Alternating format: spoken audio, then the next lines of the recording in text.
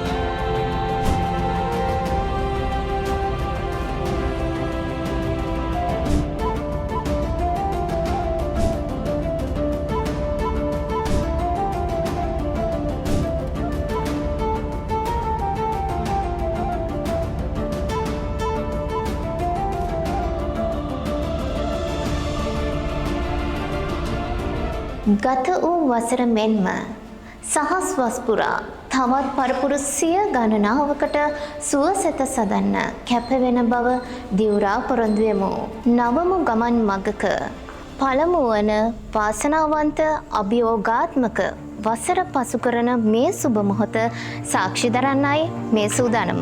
මගේ මෑණියන් දැනට අවුරුදු 5කට 6කට පමණ පෙර ඉඳලා වරින් වර අසනීප තත්ත්වයකට පැමිණුණා. ඒ අවස්ථාවේදී රජයේ පොළොන්නරු මූලික රෝහලෙන් නිතර කිහිප වතාවක්ම වර්ෂයකට කිහිප වතාවක්ම ප්‍රතිකාර ගත්තා. ඒ බෙහෙත් ගත්ත කිසිම අවස්ථාවක මගේ මෑණියන්ගේ රෝගී තත්ත්වය මොකක්ද කියන එක හරියටම හොයාගන්න බැරි වුණා.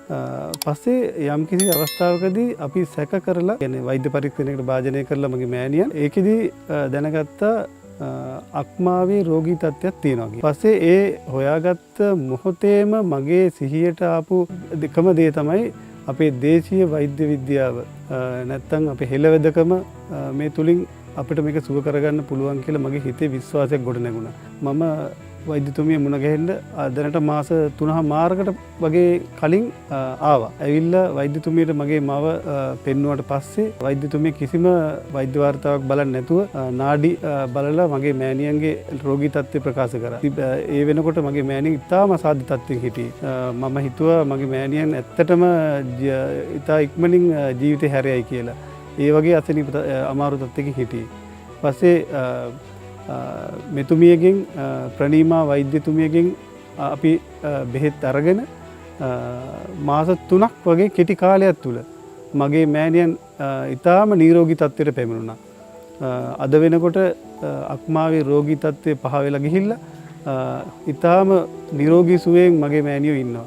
මේ වෙනකොට මගේ මෑණියන්ට බෙහෙත් පවා ප්‍රණීම වෛද්‍යතුමිය නතර කරා. ඒ කියන්නේ බෙහෙතුත් දැන් අවශ්‍ය නැහැ කියන මට්ටමට. අපි ඊට පස්සේ බටහිර වෛද්‍ය විද්‍යාවේ තියෙන අක්මාව සම්බන්ධ තියෙන පරීක්ෂණයක් අපි කරලා එහිදීත් අපිට තහවුරු කරගන්න හැකි වුණා අක්මාව ඉතා නිරෝගී කියලා. ඉතින් මේ වෛද්‍යතුමියට අපි හැමදාම දනනම ආචාර කරනවා. ඒ තරම් මගේ මෑණියන්ට ජීවය ලබා දුන්නේ ගැන අපි කෝටි වාරයක් ස්තුතිවන්ත වෙනවා.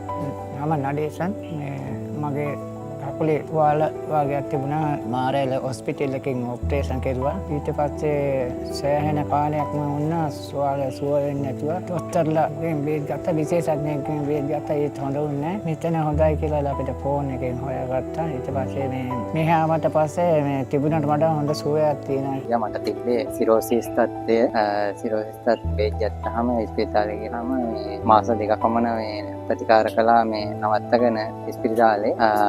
වෛද්‍යවරු විශේෂඥ වෛද්‍යවරු කිව්වේ මගේ රෝගය සම්පූර්ණයෙන්ම සුවතට පත් කිරීමට නොහැකි බවයි. මේ ස්ථානයට එනකොට මට ඇත්තටම කෙලින් හිටගෙන ඉන්නවත් පණ නැති තත්ත්වයක් තමයි තිබ්බේ. ඇත්තෙන්ම මෙතනින් පළවෙනි වේල ලබාගත්තු වෙලේ ඉඳන් මගේ ඇඟට ඇත්තටම ගුණ තත්ත්වයක් මට තේරුණා. මාස දෙකමාරක් විතර පමණ ඉඳන් මම බේත් කරනවා මේ ස්ථානයෙන්. ඇත්තටම මට දැන් සෑහෙන ගුණයක් තියෙනවා. රිපෝට් වලත් සෑහෙන ගුණ තත්ත්වයක් තියෙනවා.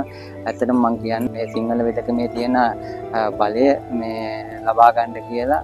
ඇත්තෙන්ම මාව ජීවිතක්ෂයට පත් වෙනවා මේ ස්ථානයට පැමිණියේ නැත්නම් බේත් යන්න.